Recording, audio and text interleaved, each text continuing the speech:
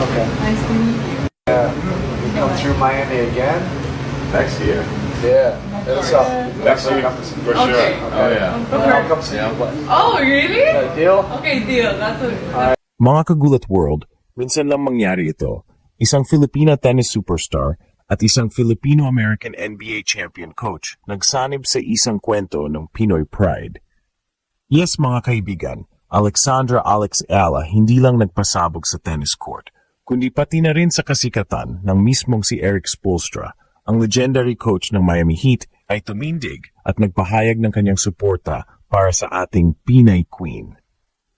Matapos ang historic run ni Alex sa Miami Open, kung saan ginulat niya ang mundo ng talunin ang ilan sa pinakamalalakas na pangalan sa tennis, agad siyang binati at sinuportahan ni Coach Spo. At hindi lang basta suporta, pinakita pa ng multi-champion NBA coach sa buong mundo na proud siyang Pinoy dahil kay Ayala. Imagine that, isang coach na may 4 na NBA Finals appearances at 2 championship rings, tumutok mismo para makita ang laban ng ating kababayan. Ito ang klaseng moment na hindi mo inaasahan pero tumatama diretso sa puso. NBA meets tennis, parehong Pinoy blood, parehong gumagawa ng kasaysayan. Sa isang iglap, naging headline hindi lang sa Pilipinas, kundi pati sa international sports media ang tambalang ito. Spoelstra, the mentor figure, at Ala, the history maker. Mga kagulat world, ang tanong ngayon, ito na ba ang simula ng mas malaking spotlight para kay Alex Ayala? At paano palalakas ang kanyang kwento kung may global icons tulad ni Spoelstra na todo suporta sa kanya? Mga kagulat world, kung may taong makaka-relate sa hirap at tagumpay ng isang Pinoy athlete sa global stage, walang iba kundi si Coach Erik Spoelstra. Ang Filipino-American na coach ng Miami Heat ay matagal ng inspirasyon sa NBA bilang unang head coach na may dugong Pinoy na nagwagi ng NBA championship. Kaya na makita niya ang pagsikat ni Alexandra Alex, Ayala sa tennis, agad itong naging personal para sa kanya. Nung una pa lamang, nagkaroon na sila ng encounter sa Miami. Nagpunta si Alex sa isang Heat game at doon sila nagkakilala. Simple lang, isang batang Pinay tennis player na humanga kay Coach Spo at isang NBA coach na nagbigay ng oras para kilalanin ang kabataan. Pero sino ang mag-aakala na pagkalipas ng ilang taon, magiging international headline ang kanilang koneksyon? Fast forward sa 2025 Miami Open, kung saan ginulat ni Alex ang buong mundo ng talunin ang mga world-class players, kabilang na ang reigning world number 1 na si Iga Swiatek. Hindi lang mga tennis fans ang nag-react, pati si Coach Spoelstra ay personal na nanood at sumuporta. Sa interviews, ipinahayag niya ang matinding pride bilang isang Filipino na nakikita ang isa pang Pinoy making waves sa international scene. Para kay Spo, ito raw ay hindi lang panalo ni Alex, kundi panalo ng buong lahing Pilipino. Kung iisipin, grabe ang symbolism. Isang NBA champion coach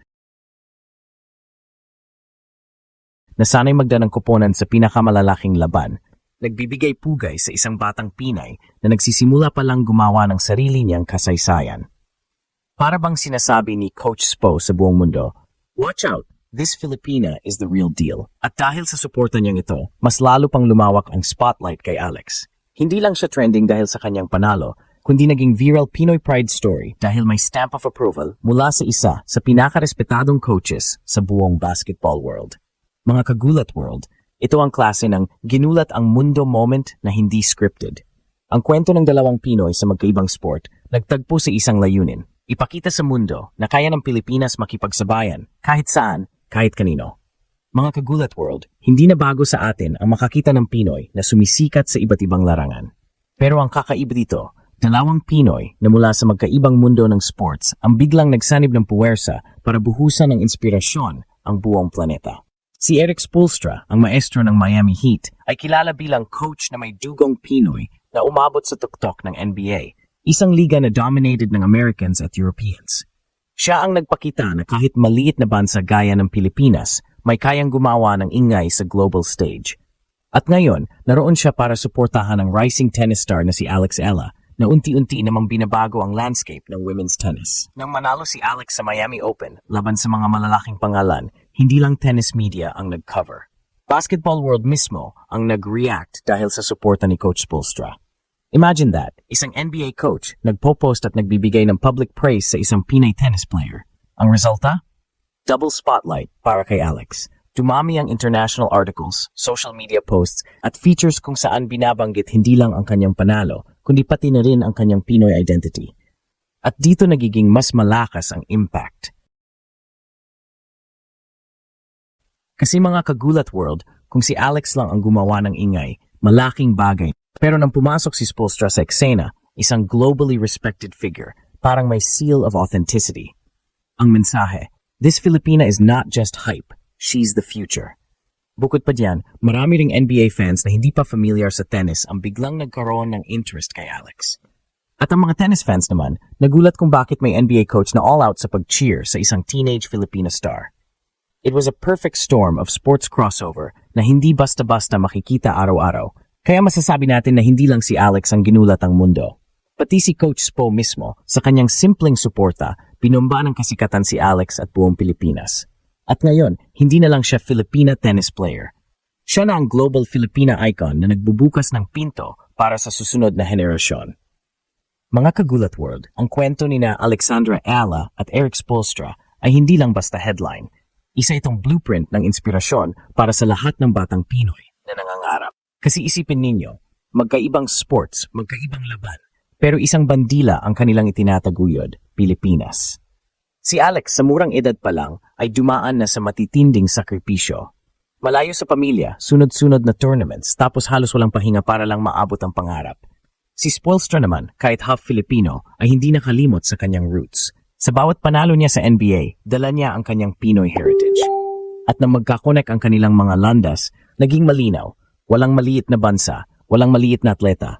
Basta't may disiplina at determinasyon, kayang sumabog sa kasikatan. At dito pumapasok ang inspirasyon para sa next generation. Kapag nakita ng isang batang Pinoy na si Alex, na galing rin sa simpleng pamilya, ay kaya palang tumalo sa world-class players, nagiging posible na rin ang kanilang mga pangarap. Kapag nakikita nila si Spoelstra na Pinoy blood pero umaabot sa championship level ng NBA, nakikita nilang hindi hadlang ang lahi o pinanggalingan. Ang mas matindi pa, nagiging unifying factor ito para sa iba't ibang sports community. Ang mga mahilig sa basketball, natututo ring mag-cheer para sa tennis. Ang mga tennis fans naman, biglang nai-inspire sa basketball journey ni Spo. Nagiging tulay sila para mas lalo pang makilala ang Pilipinas sa iba't ibang larangan. At syempre, huwag nating kalimutan ang pinakamahalagang mensahe, representation matters. Dahil sa tagumpay ni na Alex at Spo, hindi lang sila nagiging stars. Nagiging simbolo sila ng pag-asa, lalo na para sa mga batang babae na gustong sumabak sa sports at para sa mga kabataang naniniwalang kaya ring tumindig sa pinakamalalaking stage sa mundo.